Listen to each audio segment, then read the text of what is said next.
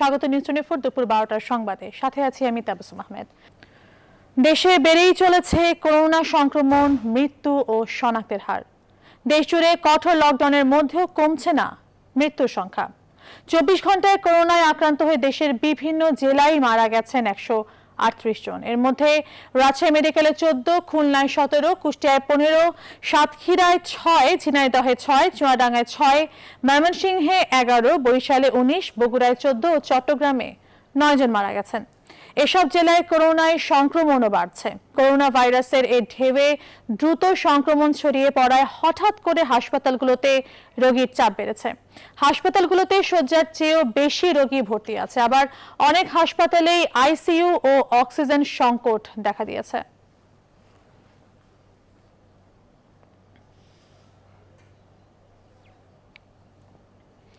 দর্শক, এই বিষয়ে বিস্তারিত জানাতে কুষ্টিয়া থেকে যুক্ত হচ্ছেন সহকর্মী জাহিদুজ্জামান। জাহিদ, কুষ্টিয়ায় করোনা শনাক্ত রোগীদের কি অবস্থার? হাসপাতালগুলোতে পর্যাপ্ত চিকিৎসা দেওয়া যাওয়া সম্ভব হচ্ছে কিনা? ধন্যবাদ। কুষ্টিয়া জেনারেল হাসপাতাল মূলত কোভিড ডেডিকেটেড হাসপাতাল হিসেবে কাজ করছে।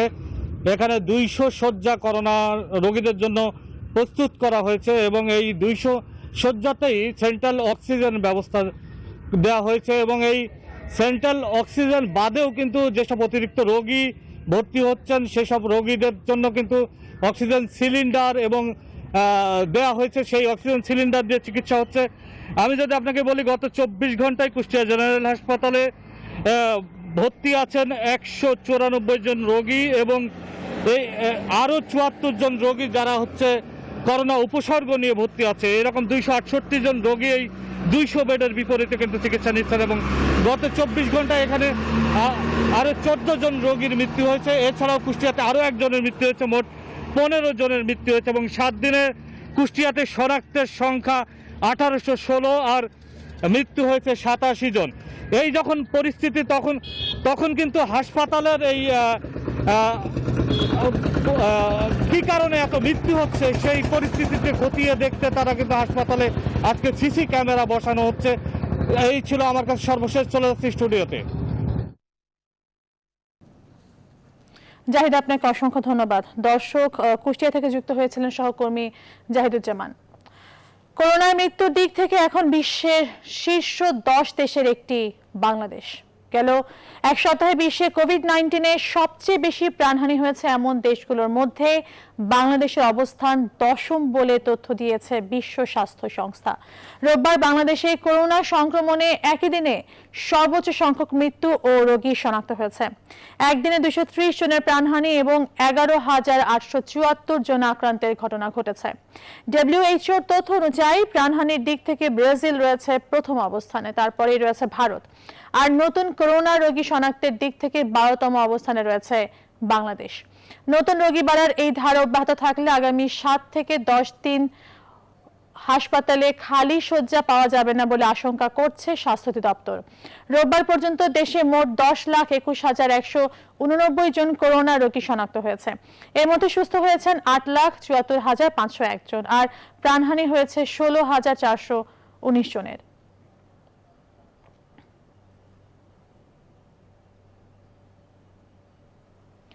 নামে কঠোর লকডাউন, বাস্তবে ঢিলেঢালা। ব্যক্তিগত গাড়ির চাপ বাড়ছে রাজধানীর সড়কগুলোতে, আর নিম্ন আয়ের মানুষ বের হয়েছেন জীবিকার তাগিদে। গণপরিবহন চলাচল বন্ধ থাকায় ভোগান্তি স্বীকার করেই জরুরি কাজ সারছেন সাধারণ মানুষ। এদিকে 14 জুলাইয়ের পরও বিধিনিষেধ অব্যাহত রাখার কথা ভাবছে সরকার, তবে ঈদ ও অর্থনৈতিক দিক বিবেচনায় কিছুটা শিথিল রাখা হবে। বর্ধিত বিধিনিষেধ সম্পর্কে আজ সোমবার চূড়ান্ত সিদ্ধান্ত নেওয়া হবে বলে জানিয়েছেন জনপ্রশাসন প্রতিমন্ত্রী ফরহাদ হোসেন।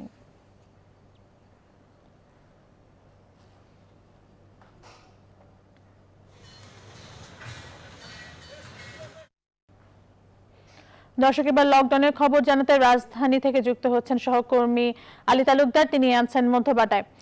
আলী, বিধিনিষেধ কমিয়ে দেওয়ার আগে আমরা দেখতে পাচ্ছি যে সড়কে গাড়ির চাপ অনেক বেড়ে গেছে। সরেজমিনে কি দেখছেন, আর আদৌ কি বিধিনিষেধ পালন করা হচ্ছে কিনা?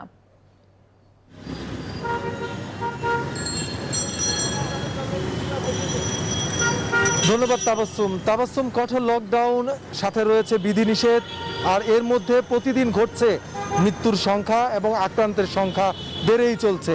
সেই তুলনায় আপনি বলছিলেন যে বিশ্বে বাংলাদেশে সেরা 10টি দেশের মধ্যে এই আক্রান্তের সংখ্যা এই স্থান নিয়ে নিয়েছে। তো এই সার্বিক যখন এই পরিস্থিতি, সেই পরিস্থিতির মধ্যে পুরো রাজধানীর চিত্র আমি আপনাকে একটু দেখানোর চেষ্টা করছি যে এই লকডাউনের বিধিনিষেধ সাধারণ মানুষ কতটা মেনে চলছেন। বলা হয়েছিল, নিষেধাজ্ঞায় বারবার বলা হয়েছিল যে যারাই বের হবেন জরুরি প্রয়োজন ছাড়া যেন কেউই এই লকডাউনের মধ্যে বের না হন, এবং একটি মোটর সাইকেলে যেন একজন যাত্রী, যার মোটর সাইকেল তিনিই যেন শুধুমাত্র এই বাহনটি তিনি বহন করতে পারেন, এছাড়া অন্য কেউ যেন তার কোনো সহযাত্রী যেন কেউ না থাকেন। এবং ব্যক্তিগত গাড়ির যেই চাপ, সেই চাপগুলো কিন্তু আমরা দেখছি, বিগত দিনগুলোতেও দেখে আসছি, এখনও দেখে আসছি। যখন লকডাউন নিয়ে আইন শৃঙ্খলা রক্ষাকারী বাহিনী মাঠে প্রতিদিন অসংখ্য যানবাহনকে মামলা দিচ্ছেন এবং অর্থদণ্ড সহ বিভিন্ন দ্বন্দ্বে তাদেরকে দণ্ডিত করছেন, তারপরেও আমরা দেখতে পাচ্ছি যে পুরো রাজধানীতে ব্যক্তিগত গাড়ির সংখ্যা বেড়েই চলছে। সামনে আসন্ন ঈদুল আজহা আর কয়েকদিন বাকি, এর মধ্য দিয়ে দেখা গিয়েছে যে মানুষের মধ্যে যে এই বিধিনিষেধকে তোয়াক্কা করার যে এই দৃশ্য দেখা যাচ্ছে, সেটা আসলে করোনাকে বলা চলে যে করোনার যে হুমকি এবং প্রতিদিন যে পরিমাণ আক্রান্ত হচ্ছে, সেই আক্রান্তর সংখ্যা কিন্তু বেড়েই যাবে। তো এর মধ্যে সরকার আরও নিষেধাজ্ঞা দিয়েছে, সেই নির্দেশনা এখন পর্যন্ত কিন্তু আমরা দেখতে পাচ্ছি যে লকডাউন অনেকেই মানছেন না। তো এই ছিল আমার কাছে সর্বশেষ খবর। তাবাসসুম। আলী, আপনাকে অসংখ্য ধন্যবাদ। দর্শক, লকডাউনের খবর রাজধানী থেকে জানাচ্ছিলেন সহকর্মী আলী তালুকদার। আমরা এবার চলে যাব চট্টগ্রামে, সেখানে আছেন সহকর্মী ফাতেমা জান্নাত মোমো। মোমো, চট্টগ্রামে লকডাউনে বিধিনিষেধ কতটুকু পালন হচ্ছে আর আইন শৃঙ্খলা বাহিনী কতটুকু তৎপর রয়েছে এই বিধিনিষেধ মানানোর জন্য? ধন্যবাদ তাবাসসুম। আমি আছি চট্টগ্রামের কাজী দেউরির মোড়ে।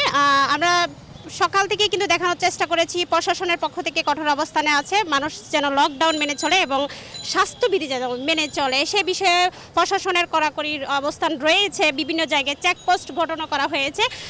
একই সাথে জেলা প্রশাসনের মোবাইল টিমও গঠন করা হয়েছে এবং তারা শহরে বিভিন্ন জায়গায় ঘুরে বেড়াচ্ছেন এবং ভ্রাম্যমাণ আদালত পরিচালনা করছেন।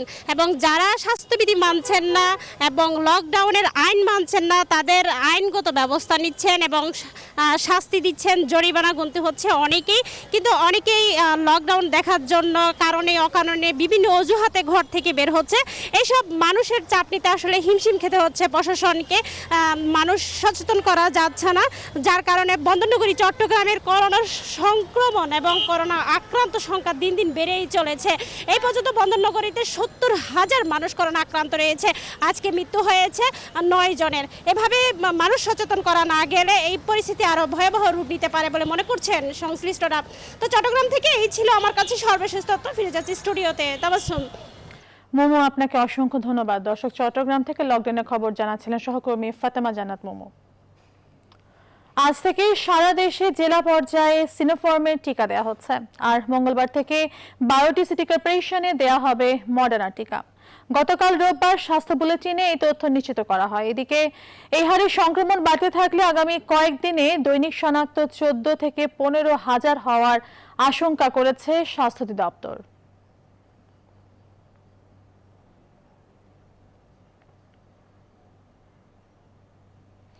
দর্শক, এই বিষয়ে বিস্তারিত জানাতে কুর্মিটোলা থেকে যুক্ত হচ্ছেন সহকর্মী আরিফিন শাকিল। শাকিল, গণটিকা কার্যক্রম ইতিমধ্যে শুরু হয়েছে আজকে থেকে। আবারও রাজধানীতে টিকা যারা নিতে এসেছেন তাদের সংখ্যা কেমন দেখছেন আর কোন কোন টিকা দেওয়া হচ্ছে বিস্তারিত জানাবেন।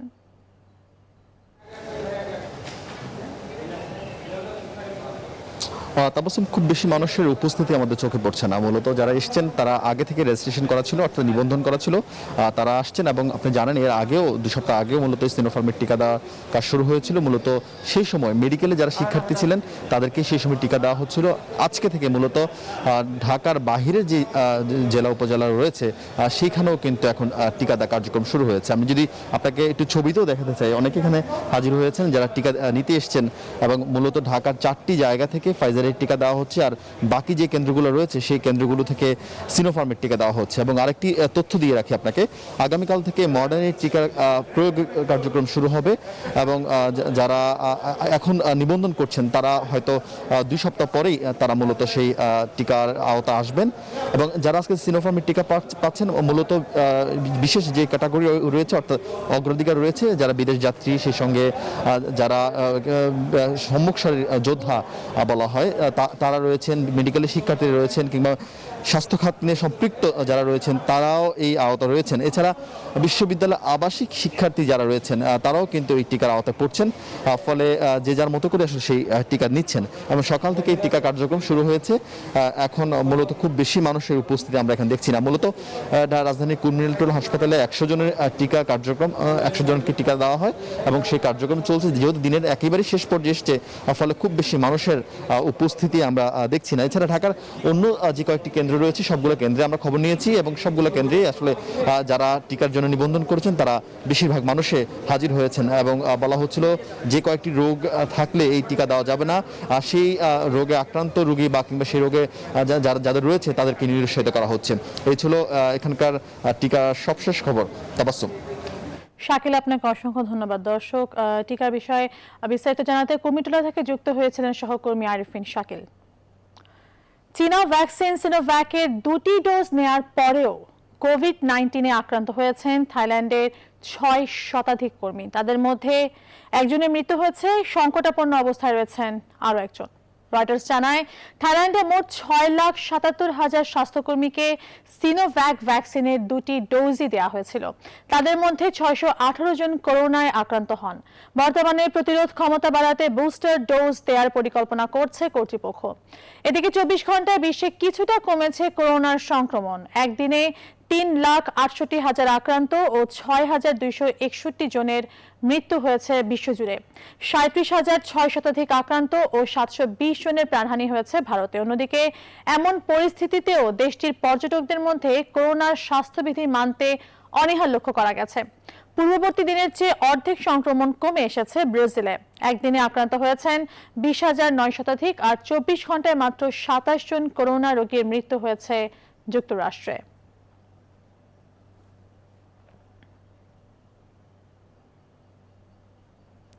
এবার অন্যান্য প্রসঙ্গ।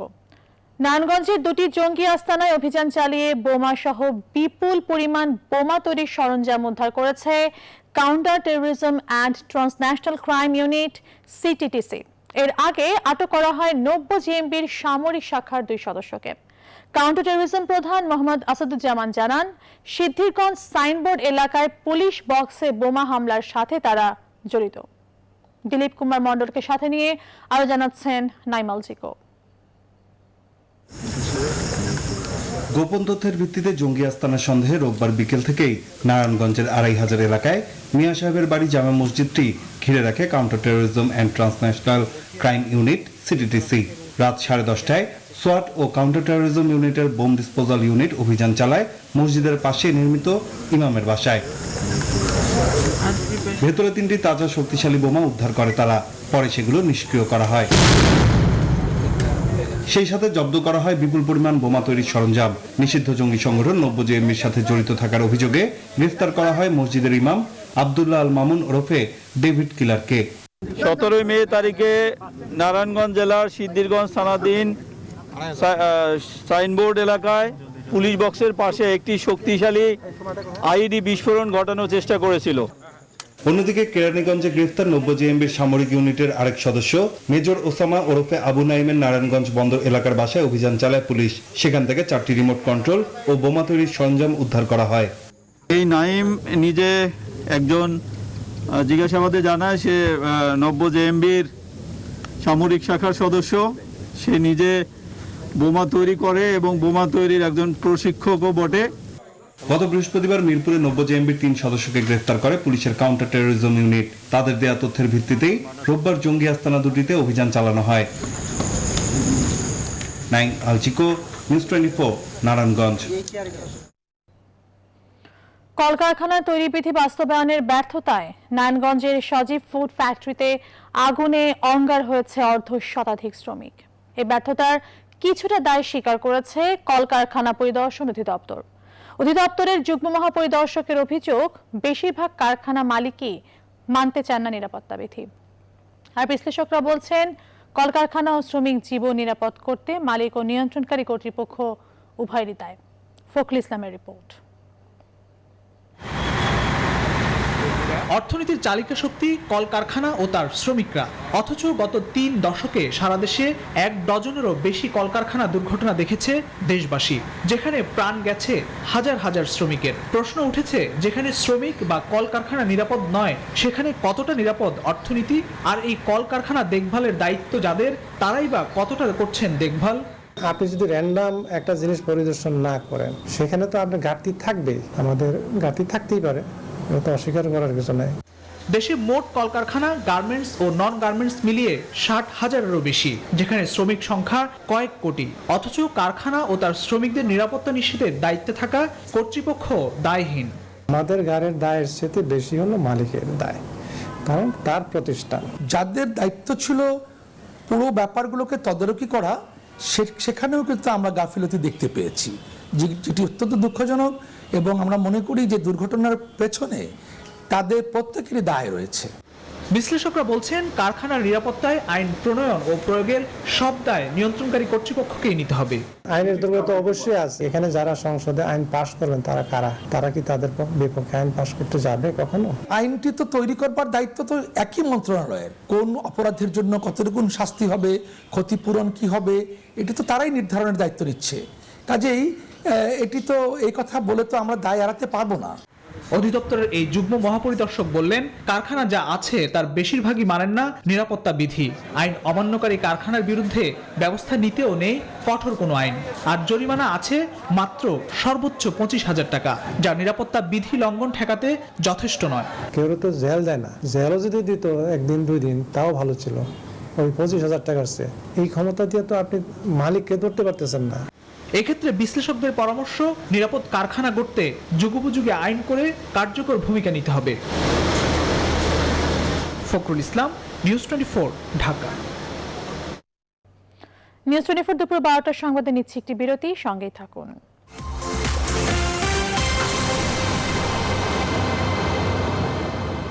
আর একবার স্বাগত নিউজ 24 দুপুর 12টার সংবাদে। রাজধানীর ভাটারায় জাল টাকার ঘরোয়া কারখানা অভিযান চালাচ্ছে গোয়েন্দা পুলিশ। দর্শক, এই মুহূর্তে সেখানে আছেন সহকর্মী মাসুদা লাবণী, সরাসরি যুক্ত হচ্ছে তার সাথে। লাবণী, অভিযানের সবশেষ কি তথ্য আছে আপনার কাছে, আমাদেরকে জানাবেন। এই চক্রটি কিন্তু অর্থাৎ 4 থেকে 5টি ধাপ। তাবাসসুম, আপনাকে যদি দেখাই যে ঠিক আপনি দেখতে পাবেন যে এখানে ঘরোয়াভাবে কিভাবে 1,000 টাকা এবং 500 টাকার নোট তৈরি করা হচ্ছে। এবং এই যে এই মেশিনটির মাধ্যমে কিন্তু টাকা বের হয়। এবং এই যে 1,000 টাকা এবং 500 টাকার যে নোট, এই নোটটি কিন্তু তৈরি করা হয় দুটি টিস্যুকে একসাথে করে প্রিন্ট করে। এবং যে এই ব্যবসাটি চালাচ্ছিল তিনি কিন্তু আমাদেরকে জানিয়েছে যে 10 বছর যাবত তিনি এই জাল টাকা তৈরির সাথে জড়িত। এবং গত 6 মাস যাবত তিনি নিজেই মালিক, তার সাথে এখানে তার স্ত্রী সহ আরও 3 জন কাজ করেন। এবং এছাড়াও কিন্তু বাইরে তাদের যে সদস্য তারা আছে। এবং এখানে কিন্তু মোট হলো 50 লাখ টাকার জাল টাকা সহ বিভিন্ন ধরনের কেমিক্যাল, রং এবং মেশিন জব্দ করা হয়েছে। এবং আপনি জানেন যে আপনি দেখতে পাচ্ছেন যে টাকাগুলো, এবং এই টাকাগুলো এবং জাল টাকা ছাড়া আসল যে টাকা, সেই টাকার মধ্যে পার্থক্যটা কিন্তু খুবই কম। শুধুমাত্র কাগজগত কিছু পার্থক্য রয়েছে, এছাড়া কিন্তু বোঝার উপায়টা কিছুটা কম। এবং এখানে গুলশান বিভাগের যে ডিসি মশিউর রহমান, তার নেতৃত্বে অভিযানটি পরিচালিত হচ্ছে। আমরা একটু তার কাছে জানতে চাইবো। মশিউর ভাই, একটু বলবেন যে আসলে এইখানে কি পরিমাণ টাকা আছে এবং তারা কতদিন যাবত এই বিজনেসটি করছিলেন এবং তারা এই টাকাগুলো কোথায় সেল করতেন? এইখানে আমরা নগদ আনুমানিক 43-44 লক্ষ জাল টাকা তৈরি করা পেয়েছি, আর উপকরণ পেয়েছি যা দিয়ে আরও অনেক কোটি টাকা তৈরি করা যেতে পারত।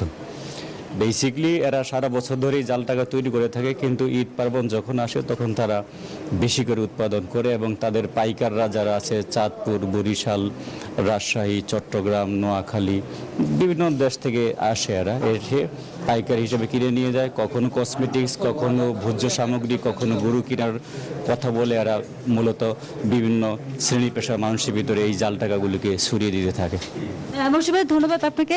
তাবাসসুম যেটি শুনছিলেন এবং আমরা যেটি জানতে পেরেছি প্রতি মাসে কিন্তু তিনি 20 লাখ টাকার মতো এই টাকাগুলো সেল করে থাকে। তাবাসসুম, আপনাকে অসংখ্য ধন্যবাদ। দর্শক, আমাদের সহকর্মী মাসুদা লাবণী যুক্ত হয়েছিলেন ভাটারা থেকে। এবার ফার্স্ট সিকিউরিটি ইসলামী ব্যাংক অর্থ বাণিজ্যের সংবাদ। চীনে চলতি বছরের প্রথমার্ধে গাড়ি বিক্রি বৃদ্ধি পেয়েছে, যা গেল বছরের একই সময়ের তুলনায় 27% বেশি। তবে বিক্রি বাড়লেও তা প্রাক মহামারী পর্যায় থেকে পিছিয়ে রয়েছে বলে জানিয়েছে এপি। গণমাধ্যমটি জানায়, বৈশ্বিক চিপ সংকটের কারণে গেল মাসে বিশ্বের বৃহত্তম গাড়ির বাজারে বিক্রয় কমে গিয়েছিল। চায়না অ্যাসোসিয়েশন অব অটোমোবাইল ম্যানুফ্যাকচারার্সের তথ্য অনুযায়ী জানুয়ারি থেকে জুন পর্যন্ত চীনে এসইউভি, সেডান ও মিনি ভ্যানের বিক্রি বেড়ে পৌঁছেছে 1 কোটি ইউনিটে। এবার আন্তর্জাতিক প্রসঙ্গ। ভারতের রাজ্যে রাজ্যে পড়েছে প্রাকৃতিক দুর্যোগের থাবা। রোববার প্রবল বজ্রপাতের জেরে দেশটির 3 রাজ্যে কমপক্ষে 68 জনের মৃত্যু হয়েছে। সবচেয়ে বেশি 41 জনের প্রাণহানি হয়েছে দেশটির উত্তরপ্রদেশে। রাজস্থানে বজ্রপাতে মারা গেছেন 20 জন। এছাড়াও একই দুর্যোগে মধ্যপ্রদেশ থেকে 7 জনের মৃত্যুর খবর পাওয়া গেছে। রাজস্থানের মুখ্যমন্ত্রী এই ঘটনায় শোক প্রকাশের পাশাপাশি নিহতদের পরিবারকে 5 লাখ টাকা করে ক্ষতিপূরণ দেওয়ার ঘোষণা দিয়েছেন। 3 রাজ্যে এত প্রাণহানির ঘটনায় শোক প্রকাশ করেছেন নরেন্দ্র মোদীও।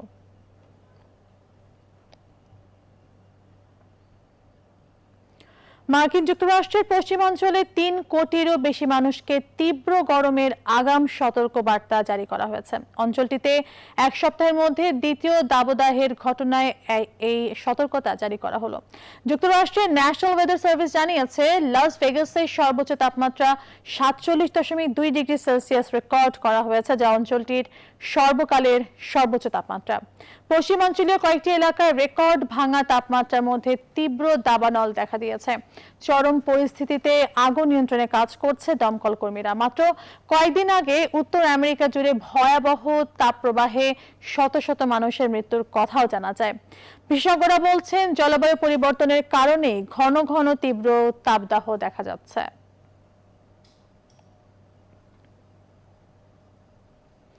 প্রথমবারের মতো পর্যটক হিসেবে মহাকাশের প্রান্ত ঘুরে এলো ব্রিটিশ ধনকুবের রিচার্ড ব্র্যানসন।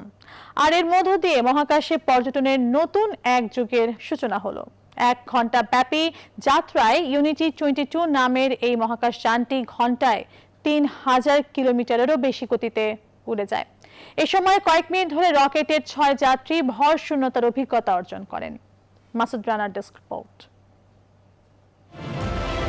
যুক্তরাষ্ট্রভিত্তিক বহুজাতিক প্রতিষ্ঠান ভার্জিন গ্রুপের প্রতিষ্ঠাতা রিচার্ড ব্রানসন ছোটবেলার স্বপ্ন পূরণে 2004 সাল থেকে মহাশূন্যে বাণিজ্যিক ভ্রমণ চালুর প্রচেষ্টা চালিয়ে আসছিলেন।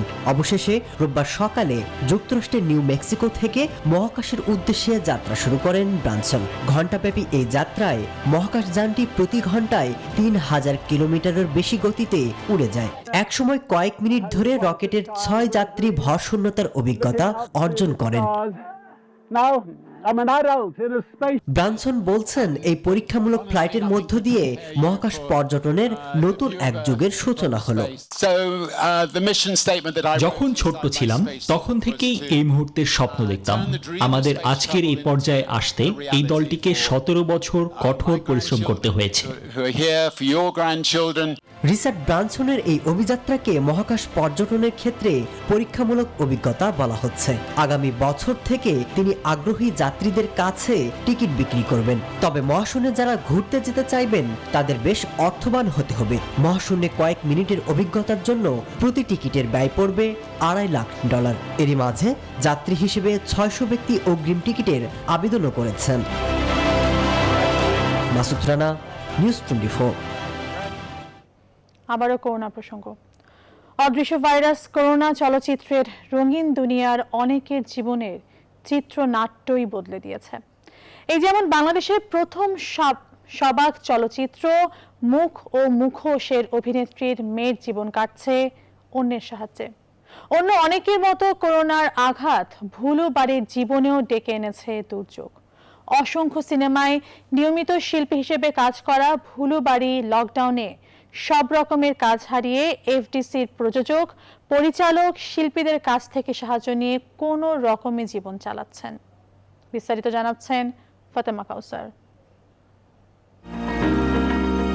মুখোশ বাংলাদেশের প্রথম সবাক চলচ্চিত্র। 1956 সালে মুক্তিপ্রাপ্ত এই ছবিটি পরিচালনা করেন আব্দুল জব্বার খান, যেখানে অভিনয় করেছিলেন বিলকিস বাড়ি।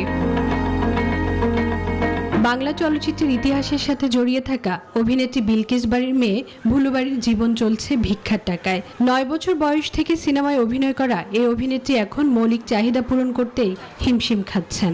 অপেক্ষায় থাকতে হয় মানুষের সাহায্যের। সিনেমার রঙিন পর্দার সাথে জীবনের বেশিরভাগ সময় কাটানো ভুলু বাড়ির জীবনের চিত্রনাট্য এখন কেবলই সাদা কালো। করোনার ঊর্ধ্বমুখী সংক্রমণ ঠেকাতে কঠোর লকডাউন, চলচ্চিত্রের শুটিং বন্ধ সহ নানা কারণে ভীষণ অভাব অনটনে দিন কাটাচ্ছেন ভুলু বাড়ি। 27, 30 এরা মনে করেন অনেক সময় অনেক কাজই করতে পারে। আমি আর আমার মতো বয়সের যারা আমরা কিছুই পারি না। আমাদের এই কাজের উপরেই, এই শুটিংয়ের কাজের উপরেই চেয়ে থাকতে হয়। যে দেশে দিয়ে দিচ্ছে লকডাউন, আমরা ঢুকতে পারি না। লকডাউনে তো ঢোকা নিষেধ, বুঝছেন না? বড় বড় তারপরে মনে করেন আমাদের প্রডিউসাররা দিছে, কিন্তু আমি খবর পাইনি। বাংলাদেশের প্রথম সবাক চলচ্চিত্র মুখোশের অভিনেত্রী বিলকিস বাড়ির মেয়ে হলেও তার জীবনের গল্প যেন বাংলা চলচ্চিত্রের বর্তমান অবস্থার মতোই ধূসর, রংহীন। আমার মার নাকি এমন দিন গেছে, আমরা যখন ছোট ছোট শাহজাহানপুরে আমার মা ভাড়া থাকতো আমাদের নিয়ে, আমার মার কাপড় কেনার টাকা নাই, তখন আমার মা ওই একটা কাপড় রাত্রে আইসা কাপড় ধুয়ে দিয়ে মানে এটা শুকায়া পরের দিন সকালে পরে যেত। শুধু ভুলু বাড়ি নয়, শুটিং না হলে খাবার সংগ্রহ করতে পারেন না। চলচ্চিত্রের সাথে জড়িত এমন হাজারো এক্সট্রা শিল্পী এখন মানবেতর জীবনযাপন করছেন। খুব বেশি কিছু নয়, প্রধানমন্ত্রীর একটু সুনজরি এখন কাম্য তাদের। মাননীয় প্রধানমন্ত্রীর কাছে যে আমার মার রেফারেন্সে বলছি, আমি তখন ভূমিহীন, আমাকে একটা থাকার জন্য জায়গা করে দিলে। ফাতেমা কাউসার, নিউজ 24, ঢাকা। নিউজ 24 সংবাদ এখন এ পর্যন্ত। এতক্ষণ সাথে থাকার জন্য ধন্যবাদ সবাইকে।